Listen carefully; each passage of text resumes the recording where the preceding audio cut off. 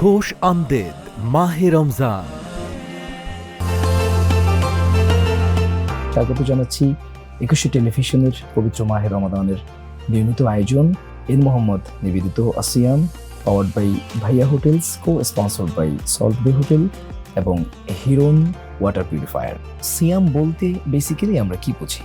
আসিয়াম বা এই শব্দটিকে সৌমন শব্দ থেকে উৎপত্তি লাভ করেছে। সাহারি গ্রহণ করার ক্ষেত্রে বিশেষ কোনো হুকুম? রাসূল সাল্লাল্লাহু আলাইহি সাল্লাম এভাবে বলেছেন, তাসাহহারু ফাইন্না ফিস সাহুরে বারাকাহ।